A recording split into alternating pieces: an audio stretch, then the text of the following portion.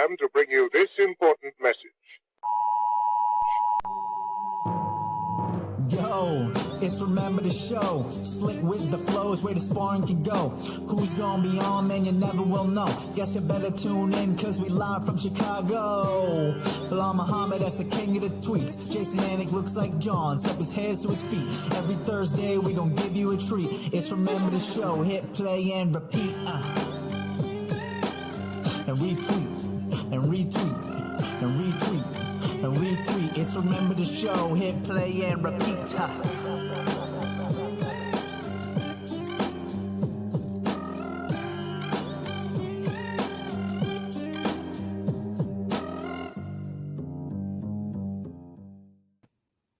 What is up, fight fans? Thursday night, 8:30 Eastern Standard Time. As usual, we appreciate your company. Remember the Show, number 37. I'm Jason Anik. You know, Belal Muhammad. Looking for a fight, Belal Muhammad, by the way. Dude, should be a memorable one tonight. Platinum Mike Perry versus Jonathan Matthew Anik. What's up, buddy? His middle name is Matthew? Okay. His middle name is Matthew. First name, not John. It's Jonathan.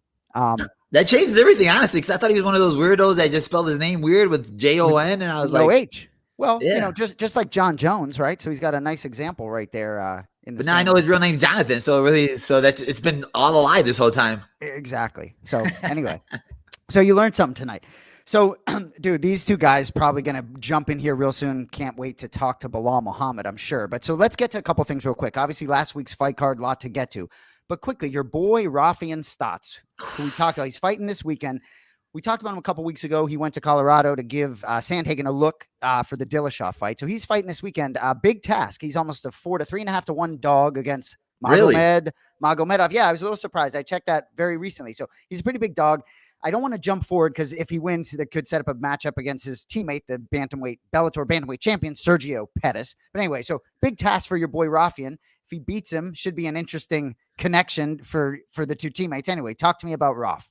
Man, this is literally one of the best fights that Bellator's ever put on. And I don't think they're not promoting it like they same way with they haven't done with the Pitbull fight and the McKee fight. I'm like, both these guys are killers. They're both hot prospects. Magomed beat Peter Yan, one of the only guy to ever beat him. Yep. And they're not pushing it hard. But the stylistically wise, this fight is a great fight. Rafian, he's a national champ wrestler, really good wrestling. He has a strong striking base as well. Magomed has great wrestling, great striking as well. So, man, I just can't wait. Honestly, this is probably one of the most exciting fights I've said I've been for a fight all year, and it's for Bellator. Well, and that's why we had to give a little bit of love to Bellator Fighting Championships. It makes sense on a night when John's on the show because they gave him his first bit of love back in the day. Did you know that John started that's his first play-by-play against Bellator when he was working for ESPN hosting MMA Live? He went to Bellator to do his first play-by-play. You know, really, and it's really interesting because, and we'll get to this maybe when he's on. But I used to watch, you know, with a fine-tuned comb, take notes, and give him feedback and different things. And when you go back and watch different things, like with Khabib, I guess he called Khabib's first UFC fight. So there was footage back from then. And I went back and listened and I was ready to just hammer him, you know, be like, dude, 10 years ago, like he wouldn't even belong. But he was all right. You know, he wasn't bad, but damn, I'm learning a lot about him today. This is crazy. Right. So there you go. But yeah, the Bellator. Oh, I used to go, where warriors become legends. Yes. Mystic Black. I talked to my wife, Mystic Black. I do need to get dreads. I hear you loud and clear. We'll have that conversation. Appreciate it. All right. So, got to talk about last weekend's card. You want to begin with heavyweight? You got to begin Jose Aldo, Chiesa, Luque. Where do you want to begin?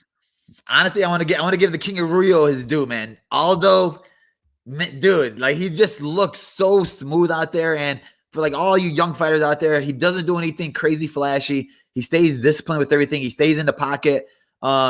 He does a lot of like smooth little things that boxers like do, little slips to the inside that people really don't notice it unless you're like really into the sport. And he does it so well with like inside his uppercut. That's why he can stay so tight with the pocket because his head movement's so good and his footwork's so good. And, you know, for everybody, I don't know why everybody always thinks Aldo's so old. Maybe because he was a champion for 10 years. He was the monster that everybody always looked at, WEC days and everything. But dude's only 34 and he did not look old this fight. He looked like he had a resurgence at 135. He's changed his life around. Obviously, you know, he used to have hard weight cuts at 45. Now at 35, he says he's making it a lot easier. And you can just tell he's still putting in the work. And go back to that Peter Yan fight. Those first 2 rounds, he looked dominant in that fight. And if it was a 3-round fight, Aldo wins that fight. This guy's dangerous. Right. And, his next fight, even though he'll probably need at least one more before, a title shot, but his next fight's going to be big, whether it's Sandhagen, Dillashaw, Font, who's ranked 3rd. Even if he goes below him, Merab, Cruz, I mean, it's crowded. His next fight's going to be a big, big fight. Yeah, he's been calling out Dillashaw. I like that fight, but Dillashaw got his injury. I know he wants to fight in December. I'm thinking maybe Font makes the most sense.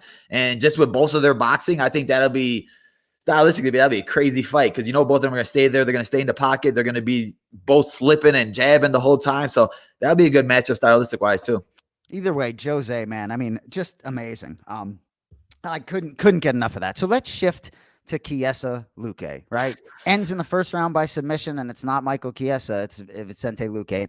We talk about this. It's interesting. Dana White talked a little bit about with Cheyenne Bays that, we're talking about the money, and it's like, if you're winning, it's all good. You know what I mean? Yeah. Money gonna be good if you're winning, right? And same thing with sort of when you're on the trajectory Chiesa's on, right? You're winning 4 in a row. It's gonna be good, but you suffer that loss. That is a thunderous blow for Michael Chiesa's championship hopes. Not that he can't get back there, but a loss in this claustrophobic division is enormous. Vicente Luque, look, I mean, he's been there. We talked about it last week, only two losses anyway. So certainly big stuff ahead. Talk to me about this fight. We'll get into spinning it forward after it. Yeah, in this division where you said it's so crowded, there's so many good guys at the top end, they're still trying to figure out who's next for Usman after this Kobe fight. And honestly, if Chiesa would have won, for sure they would have given him that title fight. I think even Usman was calling him out. He said he was liking that stylistic matchup. A couple fights ago, he was bringing them up. And then to lose like that in the first round, and to lose like in your type of martial art, everybody's going in there expecting you to out grapple Luque, take him down, hold him down. You had that great double leg early. I think he just rushed it a little bit. He tried to step on the gas too fast and try to get too quick of a finish. I felt he should have stayed more disciplined, held him down a little bit, relaxed, stayed on top, hit him with a little bit of ground and pound, and then worked for the submission that way. I feel like he tried to rush to the submission real quick. And then Luque, his move is the darce. Once you're on the ground with him, he's not good everywhere on the ground, but he has a great darce choke. Like people call him, him and Tony Ferguson, the only guys in the UFC that hit multiple darce chokes on him.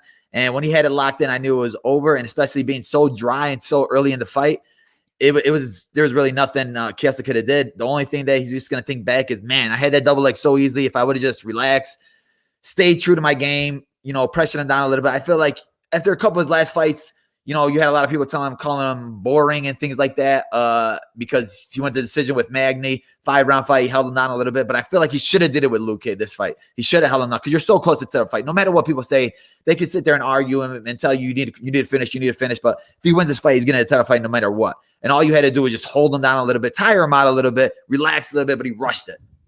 I know sometimes even people get sick of me talking about just what it takes to win, whether it's your fight against Maya, right? Yeah. But like that, doing having the patience in the fight against Maya and looking at it as not necessarily as a 15-minute fight in certain spots. And it's 3 rounds. I say it over and over again. It's just nothing, Yeah. And Chiesa did, he's very forthcoming, and I appreciate, it's certainly been a tough time for him adjusting to just sort of getting used to the fact that he lost this fight. And I think he put some pressure on himself, clearly, some of the things he was saying. So certainly learn a lot from a loss, but in this division, certainly going to have to put another winning streak together like he had 3 or 4 fights to get back up the mountain. Yeah, it's just hard, like you said, and people just don't understand. They always look at us as fighters, but mentally, what you go through fight week, it's a big deal. Like you have so many people messaging you, telling you, yo, you're the next title fight. The interviews before that, yo, and then you're going against a killer like Luque who has knockout power. So then you're thinking about it yourself. You're sleeping every day, you're waking up like, man, he has a good left hook, he has a cross, but I know if I get it to the ground, I'm fine. I know if I get it to the ground, that's what I need to do. Then you get that double leg in the first round. Maybe you get a little sense of relief. You're like, oh, I got it here. But then you rush a little bit because you've been stressing about it all week. You're like, what do I need to do? I need to get it to the ground. I need to get it to the ground. You get it to the ground, and you're like, you try to go a little bit fast forward. You try to skip a couple steps. If you didn't skip those steps, if you stayed on top of him a little bit, pressure them, he had side control, drop a couple elbows. All it takes is 1 or 2 elbows to split you open. Then it makes Luque give up the back. It makes Luque do stuff out of the ordinary. It makes him panic a little bit, but he didn't put him in that little panic. He had his back for a little bit, but it was still early. And when you're early and you're at that point right there in the fight, you can still scramble. You're fine in that position. I know Luque was training for Chiesa's jiu-jitsu and grappling because, that's what Chiesa was going to do. He's a specialist in grappling. So I'm sure Luque was comfortable in those spots. He didn't panic in those spots. And Luque messed up big time. I mean, Chiesa messed up. Another W for Luque. Well, before we get to the Black Beast and Cyril Gane, let's stay in the welterweight division. Nothing yet for Belal Muhammad? Nothing yet? Just hanging out? August 12th? Man, we were close. We had a call out from Kevin Lee. I was like, all right, well, let's do it in September. Hopefully we get on that pay-per-view card. Mm-hmm. Didn't come through. I saw him just get booked for Daniel Rodriguez, D-Rod. That's honestly, I think that's a fun fight. A lot of people are thinking that's a terrible matchup for Kevin Lee, but to me, I think Kevin Lee takes him down. If Kevin Lee gets him down, I think he'll be able to control him on the ground. D-Rod, kind of a brawler, throws big shots. He only has one loss in the UFC. I think it was really a bad decision that he probably should have won. But other than that, he's looked good everywhere. His hands have looked pretty crisp. The biggest thing is just to see which Kevin Lee shows up. Coming off of 2 ACL tears, coming off that loss to Oliveira. I'll give it to him. He doesn't take any easy fights. He moved up to 170, and what did he do? He called out me, called out Sean Brady, called out Neil Magny. Right? He's not afraid, so I'll give it to Kevin Lee. He wants to jump right back into the mix. And, I feel like D-Rod's actually a good opponent for him. Ended up being a better opponent for him than Sean Brady because Sean Brady has a terrible matchup-wise for him because he's a lot stronger and he's a really good wrestler, and that's what Kevin Lee does. But I think if Kevin Lee takes down D-Rod, he can control this fight. Okay, well, good. Bad Anik. Yes. Let's go. Did you put bad? Did you? Oh, he's drinking a beer. Did you put bad Anik on there? Bad Anik is right, and I don't drink a lot, so I'll probably take one of these Corona Lights before we're feeling it. We're not hosting tonight; we're just a guest, so we're just laying back, Are you in your office? Yeah, sorry about the lighting conditions. We're having some work done in the house. I did the Anik and Florian podcast this week from my son's bedroom, and I just realized now at this time of night. So I brought a lamp in here, Cody Merrow. Best we could do. So real quick, and I'll let you talk, Belal, but I just want to give the viewers some and you, Belal and Cody, some context to bad Anik, right? So in high school when we were freshmen, there was a senior named James Murphy, right? Where's Bad Anik, by the way? Yeah, Jonathan Matthew. I give you a shout out at the top, Johnny, by your full name. But anyway, so he used to call me Good Anik and John Bad Anik, Not much has changed, I don't think, right? But that's right. So he would just see us in the hallway and he'd see me, he'd be like, good. And he'd see Johnny, he'd be like, bad, So really? He was Bad Anik. Yeah, well, he was a tough guy, wore his hat real low, Anyway, yeah, he's in character for the Mike Perry fight. Right. Yeah. Thought I was a tough guy. Let's qualify it. Was not. I thought I was. So, dude, I like this with Belal in the middle there. So we were about to talk about the heavyweight fight. What's interesting, John, is you do your show on Monday. By the time you get to Thursday, so much has changed. Rumblings about, oh, well, you don't want to miss the opportunity to see John Jones against Ngannou. But last time I checked, Cyril Gane's got a belt. It might be an interim belt, though. It's like, well, so he's not going to get the shot. There he is. Hey. He's getting lettuce Mike go out. Perry, what's up, baby? What's up, guys? How you doing? Good. How you feeling? Hey, I'm doing good. So, Mike, how's your dad life treating you? You're able to stay up late right now and get on the show with us? Yeah, man. My boy is up all the time. He don't sleep, so. I saw him in the cage with you earlier while you were shadowboxing. You taking to all your practices? Not all of them, but a lot of them. Yeah, we go as a family. His mom gets workouts. I'll sit there and watch him for a little bit while she's working out, and then I'll stretch and shadow box. That's why he was watching me. He watched me shadow box a lot, I guess. So he's used to it. So we appreciate you being on the show. So just to let you know, Jon Anik. You see Bad Anik that's there, but so I'm John's identical twin brother. If you don't know, so it's nice to meet you. I got lettuce up top like you do. You certainly know Belal. Remember the name Muhammad. So Kevin Lee called out you and Belal. Both you guys get called out by Kevin Lee this week, but you're not ready, boys, yet, huh? It's not my decision anymore. It was. I was the type of guy that always bit on things like that. And maybe that's one of my issues. Being able to really be a professional, I have a team that is going to put these things together and be able to pick and choose what they want to see, what they want to see me go up against and things like that. And I'm putting all my faith into my coach, my longtime coach, who, yes, I did move around and I tried to figure things out. You know, the guy on Street Fighter, he always hits the road with that duffel bag on his back. And, you know, it's just the lifestyle of a fighter. You try to go somewhere else. You're stagnant for a long time. You feel like it's not, you know, it's not moving along how you expected, and it never does. It never is. It never will. And it always comes the way you least expect it, and it's even better than you ever dreamed. So, you know, shout out to my team. I have the utmost faith in them, and if coach says so, then I'm down. If he doesn't, then I'm just going to hold back. And I was never that type of guy, but my coach is, to me, the absolute best. So, you know. Well, you know, some of you UFC veterans, like, you're still in your 20s, bro. You know, it's like some of you UFC veterans, it's like, it's still, hey, that's all right, though. It's still time. We talk about Jose Aldo at 34 doing the things he's doing. You know, he's got you by a few years. I got to say, though, there are a lot of high-profile fighters like you, and it's great to see you, fucking Platinum Mike Perry. You know, if I could go head-to-head with anybody on this game show, it'd probably be you. Like, if I could have handpicked somebody from the roster, like, you'd probably be in my top 3, so I was pleasantly surprised to hear your name called. But there are a lot of high-profile fighters like yourself who relinquish that matchmaking control to their head coach, and you wouldn't believe the type of matchups out there that haven't come to fruition because one head coach told his athlete, like, we're not taking that fight right now. Like, I know you want it. I know it's a main event, and we're not taking that fight. So that's cool for me to hear. Well, it seems a little childish to me. Before I jumped on the show, I just saw Kevin Lee had posted that he's fighting Daniel Rodriguez, and he proceeded to call me a bitch. And, like, I don't know what has switched in my life, or I don't know. I don't want to get angry and things like that. Sometimes I still do.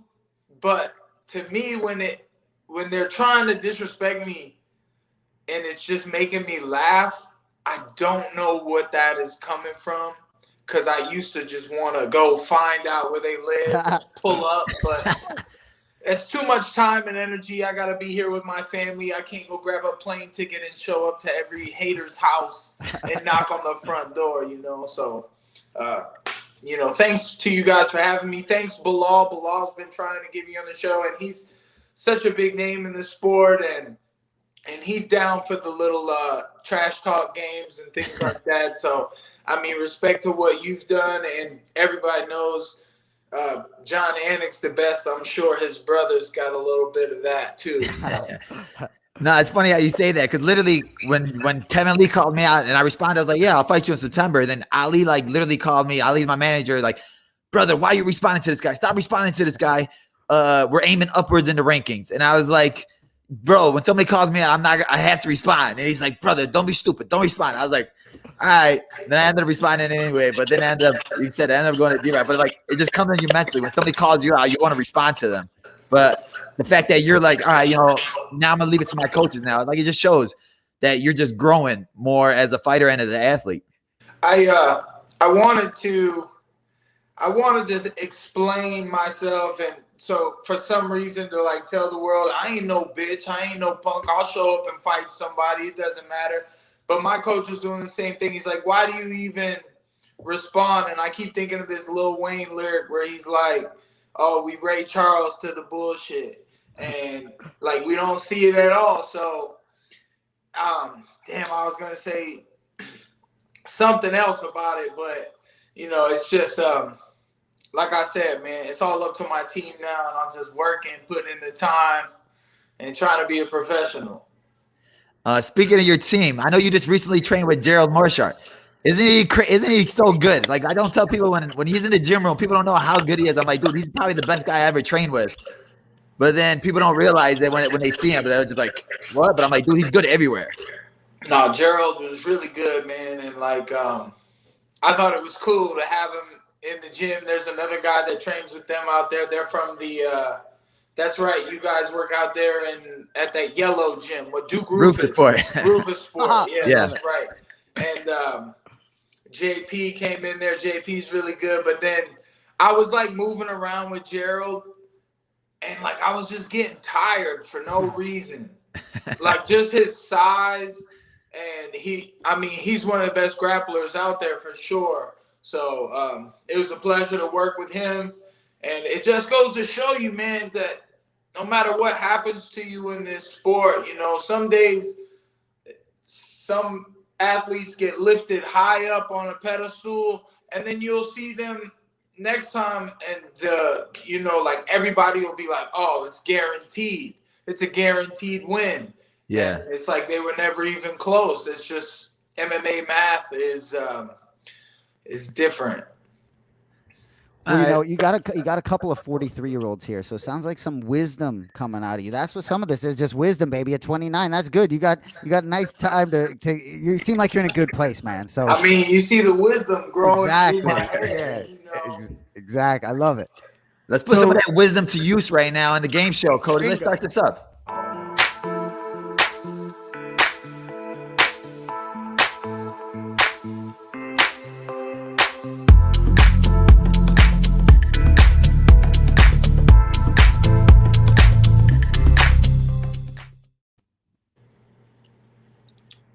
So before we get into categories, the rules, a little rule change. So if you know, so Cody, you can go slow with these. If you know the answer, you shout your name.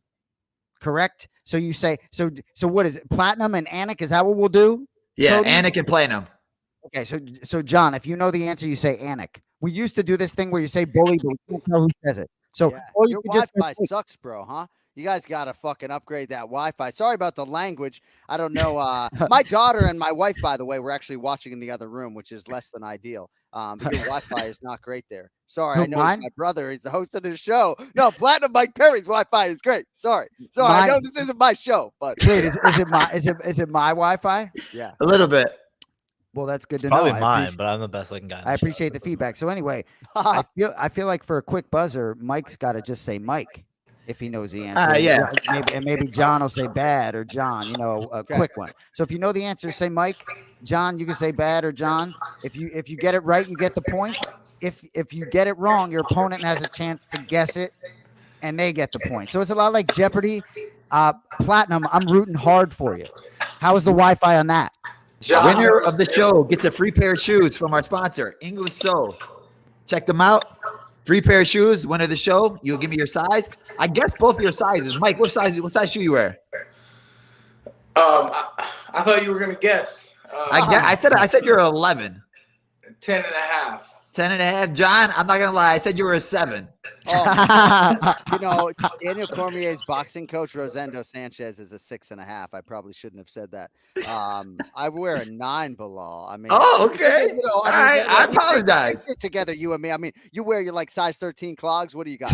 He got him clogs. He called them clogs. What are they? Oh, what are they? Crocs. Come on, dude. Trying to get a sponsorship here. Clogs. Oh my God. I mean, it's All right, 6.5. You may as well just buy kid shoes, right? These are the categories for today. First category is Insta famous. I'm going to tell you 2 fighters. You tell me who do you think has more followers on Instagram?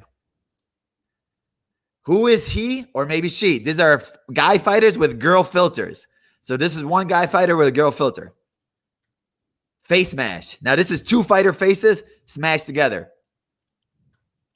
And then Throwback Thursday. These are old Throwback Thursdays from fighters they posted on Instagram. You got to tell me who it is. All right. Bad John, you were here first, so I'll let you get to pick the first category. Wow, I certainly would have given Platinum the floor. We'll go Insta famous for 100. Insta famous for 100. Who has more followers, Gaethje or Chandler? Mike. Damn. John. Justin Gaethje. Boom. Wow. Okay, that was close. Oh, sorry. Media's not getting any points. All right. John, you get the points, so you continue on. We'll go face mash for 100. Face mash for 100. 2 fighter faces here. Mike. Is that John Jones and Lyoto Machida? Who is Come on, bro. Bad. John, you have a chance to steal. Stipe and Johnny Bone. Oh, that was it. Wow. Hey, John really wants those shoes. He's on point right now. He ain't messing around. You're up, John. I just want the RTS belt, man. You know, I'm just trying to get a win out here. We'll go Insta famous for 200. It's the famous 200. Oscar De La Hoya or Vitor Belfort? Mike. Perry. Oscar De La Hoya. Wow. Vitor Belfort. Wow. Dang. My bad, guys. New rules. I didn't give John a chance to. Well, you can't No, steal that yeah, one. you Bully. can't really, on those, you really can't steal it. My bad. So, no points for that one. John, you pick again. Let's go face smash for 200, Alex. Face mask 200. Bully. Good. John. I mean, come on, man. I've been watching this show for 36 episodes. Bad. Dustin Poirier, Nate Diaz. I mean, Dude, I'm telling you, before he said bully, inside my head, I'm like, man, I miss bully. Them saying we might have to just, if we have two guests, I think we can still roll with bully. That Anyway. would be good. That was a good. That looked like a real person right there. John, come on, Perry, killing you right now. Yeah, John. Insta famous for 300. It's the famous for 300. Cody No Love or Sugar Sean? Mike. Perry. Sugar Sean. I think so too. Wrong. Ah! Much love, Cody. No love. I'm playing defense though. He ain't get to steal the point. Right? All right, you're up, John. You pick again. Let's close out the category, Belal, for 400, please. 400. This is a good one. DC or Holloway? Bad. John, DC. you really think so? And you know so. You are correct. Close. That was a big one. Those are big ones. Damn. There's still a lot of points out there, Mike. You're up, John. Let's go face smash for 400, please. Face smash 400. Two fighter faces. I mean, I know the tattoo. Who is the Bully. Bad. John. Platinum Mike Perry. And Derek. No! No! Oh, that was it. Oh. Come on, Mike. You're looking in the mirror. Oh my God. Mike, Hey, I got he's a running little, I away got a with little that. point on you tonight, Platinum. I can't beat Jon Anik in trivia. I literally didn't do no stat questions, no history questions, because I thought John would know all those answers. You're up, John. Let's go. Who is she or maybe he for 100, please? All right, now this is just one fighter. Mike. Perry. It's Izzy Adesanya. There you go. There we go. We're on the board. On the board. It's going to be a comeback for the ages. Let's go, Perry. You pick again. Throwback Thursday. For 100? Yes. Let's go. Who is this? Bad. John. Bad. I mean, if I can't get Nick Diaz with 209 on my left forearm, I got really. How about Bully with the Little hint up QC there. here? He's Little hint there. He caught it. He caught it anyway. All right. Points go to John. You go again. Throwback Thursday for 200. Throwback Thursday for 200. What do we got? Mike. Perry. Max Holloway. Boo. Nobody knows about the blind Max Holloway right there. Right. All right. We're still in this. We're still in this, Mike. You're up. Let's go Throwback Thursday for 300. 300 here. Oh, this is a hard Mike. one. Perry. That's Eric Anders. Dang, I thought that would be a hard one. Your boy. Nice. that was him at like 12. You're up, Mike. All right. We're back in there. Let's go. Who is he or she? Maybe. All right. 200. Mike. Mike. Darren Till. Let's go, Platinum. How's that Wi-Fi? Let's go, Rolling now. Let's go, Mike. You're up. He or she? 300. Come on. Mike. Mike. Let's go. Brock Lesnar. Let's go. That's a very bad tattoo if you're a woman. Let's go. Y'all disrespected the game with these Don't call it a pictures. comeback. He's rolling. He's rolling. Let's go, Mike. Let's go. Throwback Thursday, 400. This is big. Bad. Mike. Damn it. He said it first. I mean, that's right. That's what the game's all about. T Wood. I mean, that's the issue, right? Is like speed kills.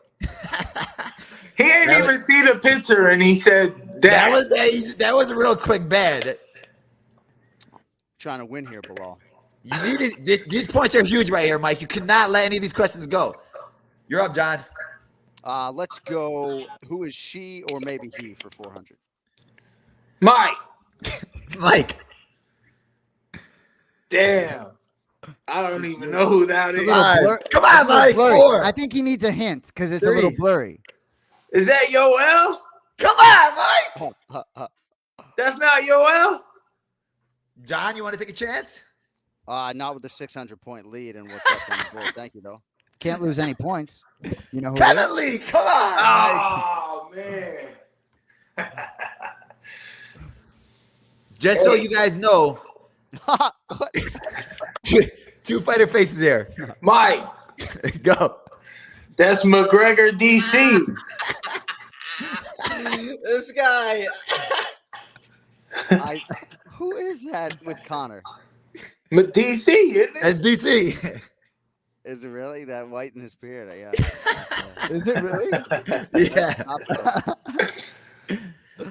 Well, it was a close game, but your winner and now new RTS champion, Jonathan Matthew Anik. Floor is yours. How does it feel? It feels great. So now I don't have to push out a tweet at Bilal's request that's going to alienate me from like 75% of the fan base. So this is terrific. You know? But hey, man, seriously, Platinum Mike Perry, you know, we go way back, and obviously I've sort of followed his entire career. And I just want to say, you know, I remember times when like going into the Jeff Neal fight, maybe you didn't want to talk to us and you always came down to talk to us whether the weight cut was hard or not. And, you know, I was happy to see your name in my bracket, even though I felt like I was the underdog coming in here today. But it feels good, man. You know, 1-0. I hope I get it back, you know? Hey, I got on the board against Jon Anik. Dude, you rallied. That was a big rally right there. I was like, man, that was close. I thought it was coming out to the last couple ones. I thought the Kevin Lee would be an easy one, but we had that one right there. You called it. You had bullied. It was on the edge. You shot the three-pointer, but you airballed. I tried, man. What can I do? I appreciate the support and the platform. Appreciate you guys' time, man. Thank you, man. Appreciate Thank you you, being brother. John, you got to stick around for like 30 seconds more, but Platinum, good to meet you, bro. Can't wait to see you get back in there. It seemed like you're in a great place, man. Thank you guys, man. Just wait on it. Keep a lookout. All right, brother. Have a good night, man. All right, now I'll get my notes. Hold on a minute. Oh, you got to go? What time is it? 30. We're at 33 and a half minutes in. Do you got to go? He's like, oh, I'm not getting out of here with Platinum? Nope. How's the Wi-Fi now? Do you hear me, John? No, you sound great. Did you tell the story about me running into me running into Mike Perry on the subway in New York? You probably didn't tell that story. No. There was one time I was in New York City doing voiceovers for one of the EA video games, and I look down the subway. I'm on my way to a New York Mets game. I look down the subway. I see Mike Perry and Olawale Bamboshe, the Holy War Angel, right? Two UFC fighters, right? Yeah. At the time, Olawale was on the roster. And so a lot of people, I'm like, oh, should I go down there? And I should have gone down there because then Mike saw me. And by the time I made my way down there, he's like, you're going to see me on a subway and not say hello? You know, so, but a good dude, and happy to take him out tonight. It got a little fucking dicey there for a little bit, though. That was close. I was like, man, that was on the edge right there. I thought you were going to blow right there. What's funny though, is his name Aaron Bronstetter? Am I pronouncing his last name correctly? Yeah. He would smoke John. Okay. And in terms of the history questions, Belal, John would get smoked, right? Really? So yeah, John, he kind of set you up for success a little bit when he didn't even know it, right? Because you're a little bit of some of those historic things, Belal, your brain, certain people have a steel trap memory for certain things. And some of that historical stuff is tough, I think. I was literally thinking, I was like, you know what? John probably has all the stats in his head. So I'm like, you know what? I'm going to give Perry a fair chance. So I was like, all pictures, all memes, easy ones like that. But Right. John was still on point. Well, I mean, I was focused coming in here tonight. I mean, I was just trying to keep my focus in the right place. No, but Jay's right in some respects, right? I mean, I have a library of, I don't know, 4,000 fighter cards behind me, all handwritten, but a lot of that is modern era stuff, right? I mean, those go back to maybe 2012, 2013, but I feel pretty confident in terms of the stuff that's happened over the last 10 years, that's for sure. But if you're going UFC 50, 2004, is like, um, I just think some of my recreational choices in my life prevent my brain from working in that way at this point. Or maybe we'll go Bellator 1 because we heard that you Yeah. used to work for Bellator. We just found this out. What's going on here? It's interesting because when Jessica Penne ends up being on a fight card, it's like, oh, I called her fight against Tammy Schneider in 2009, and it makes you feel pretty old. But yeah, I remember getting the call to do Bellator season 1. Initially, they weren't even going with an English language broadcast. It was sort of a last minute thing. They were going to have their Spanish team, and basically it came together quickly. And because I was sort of the only MMA guy at ESPN, I got the opportunity. But I remember telling my girlfriend, now wife at the time, like, dude, I don't know what I'm doing walking to that cage Saturday night. Just hope for the best. Stay in my lane.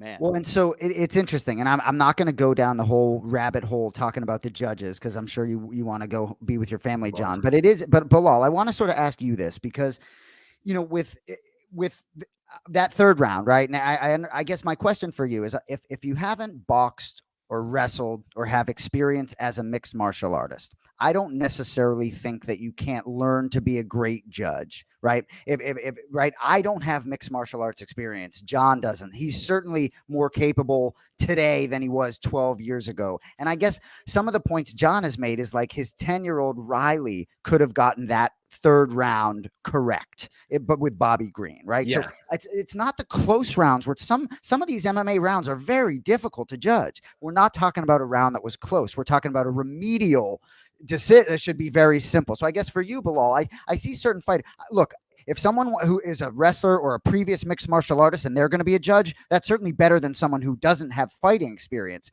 But I think plenty of people could do this job very, very well. Yeah, I mean, and then I know the guy tried to give an explanation of why he thought the third round, but like honestly, it made you seem dumber. The fact that you really gave an explanation for that third round because it made no sense at all. Why you're explaining? I'm looking at it and I heard 30-27. I was like, no way, Bobby Green won this one.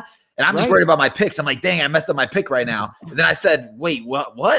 Are you guys serious right now? That was literally crazy. And then wasn't the statistics like 3-1 strikes in that third round for Bobby Green? Like it made no sense of why this guy thought that Fasiev won that third round.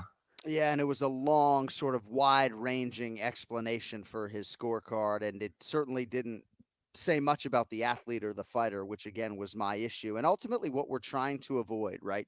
There are 3 scorecards in the world that matter, and what we're trying to avoid is to have one of those scorecards be totally opposite from the entirety of the fan base, the media, the professional fighters, and all the coaches. So in the case of this particular scorecard for Rafael Fasiev and Bobby Green, I haven't found a single human being on social media, not one, fan or otherwise, who says, some people might say, yeah, I guess I understand why he went that way, but nobody actually was with him, right? So therein lies the problem for me. It doesn't really have to do with this judge or this round or this scorecard, but it's about the fighters. And yes, Bilal, I was doing a lot of things on the broadcast, so I didn't notice it in the moment, but certainly when Bobby Green heard 30-27, he's like, all right, well, I didn't lose all 3 rounds. And, so no, that particular scorecard didn't affect the outcome of the fight, but certainly in that moment in time, Bobby Green thought he was getting twice the money and, buying his kid a house. So things change, and the fighters deserve better. They really do.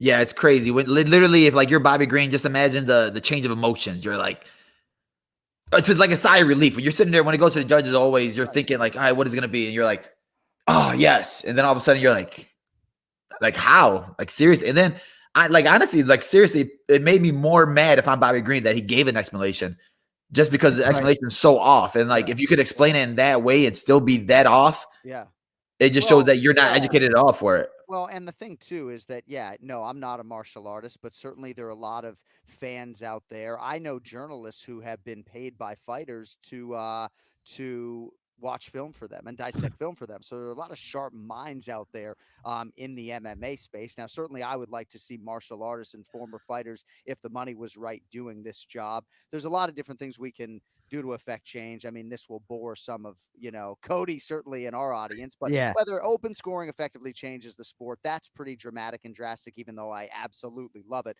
But 5 judges, if there was a way for the UFC to affect change across all the athletic commissions, at least in the United States, and have 5 judges, I do think that would lessen the margin for error. And that, to me, seems like a relatively easy first step. The counter argument when I say that to people, like the John McCarthy's of the world, they say, we don't have enough elite judges now, and now you're telling me I need 5 a show, But to me, I don't know why we can't have the same rotation of a couple dozen judges. They don't need to travel to the events. They should not have any audio, or there's a lot of things we could do immediately. But That's a good point. Like, they don't need to travel to the events. Like, why? Like, you get better view from watching it at home anyway. Certainly don't need to be on the shuttle with the commentators that they want to kill, right? The arena, right? So, I'm ready to go, though, right? That's the thing. It's like Cody Merrill up here. We're joking.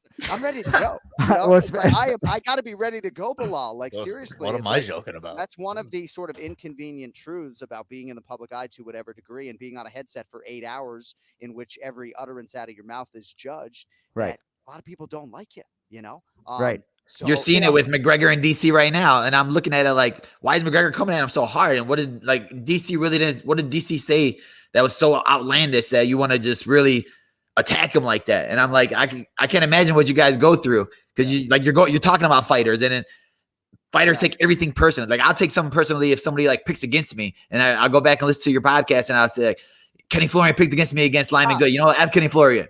Yeah, exactly, dude. I'm telling you, it's and with John, like, over the years, I'll watch a lot of his media, and I'll watch every fight, and every utterance that he said over the last 10 years that was maybe not great, he heard it from me. I don't do it much anymore. And John, I know it's Bully Show, but I want to ask you a question, a couple quick questions that I wouldn't ask you if we're running or something. You'd be like, are you really asking me this? But I want to ask you this because I know it's a little different now than it was 5 years ago, 7 years ago. But for you, when you're calling these events, however big they are, I know Jose Aldo, you're starstruck by Jose Aldo, so maybe little butterflies in his presence. That's your words, John. But is there one moment during a particular broadcast where you're kind of at the height of your nerves, and one moment where you're at the height of, like, this is so fun, I'm so happy I get to do this?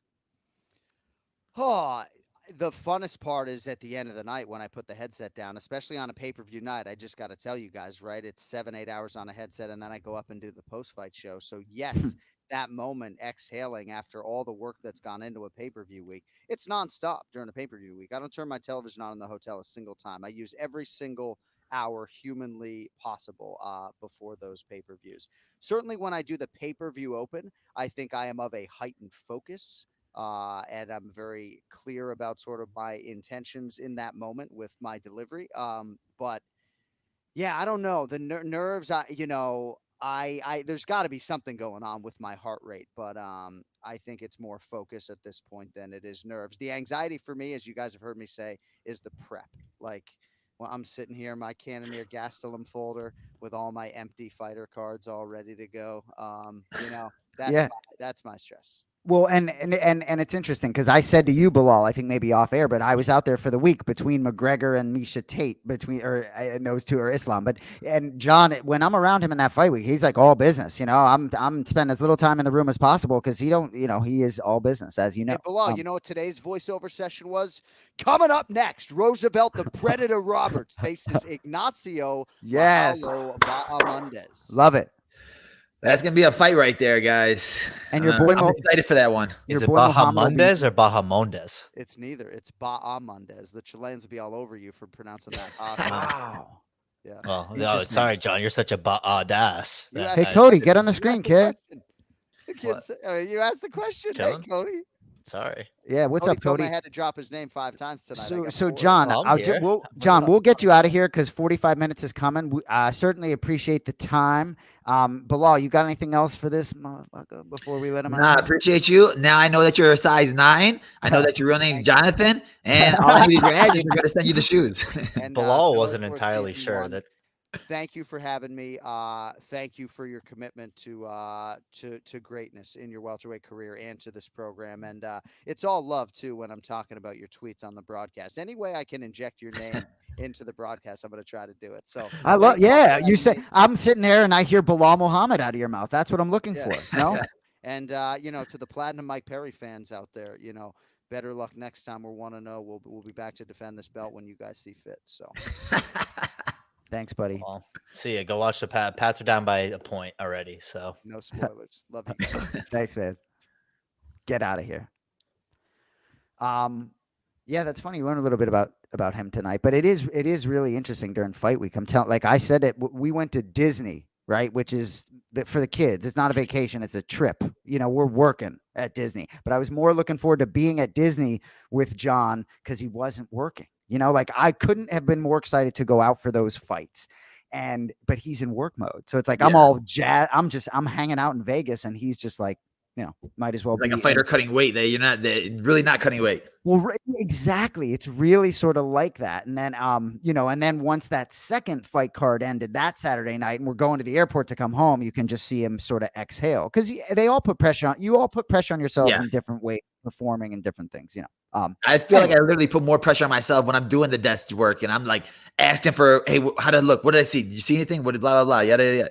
And it's like, when it's a fight, it's like, all right, I know how I look in a fight because you go out there, if you don't get punched, you look good. Right. But in a desk, you're like, did I pronounce this word too fast? Did I say this too slow? And you're like, then everybody wants to give you their advice that my dad, call out Conor McGregor on the air. What are you talking about? Worst advice ever. Right. Exactly. You just keep doing what you're doing. But how many more Thursdays are we going to be talking to you with not a fight in the books? Let's go. And I know there's probably something working that I don't know about. But anyway, no fights on the books, but remember the shop. What's going on? We're on the air now. My brother hooked it up. New website. Everybody check it out. You guys been seeing my commercials. Got some really new gear out, good gear out. I'm sure he's watching the show right now. Younger brother really hooked it up really good. I'm liking it. Cody, I think you're on mute, but I can't hear you. no, I'm looking down at this. This is like the most disrespectful comment I've ever heard. What the heck? Can you imagine if I was as ugly as Ariel Helwani and I was getting on this podcast showing my face? Come on, guys. That was a terrible. Be better.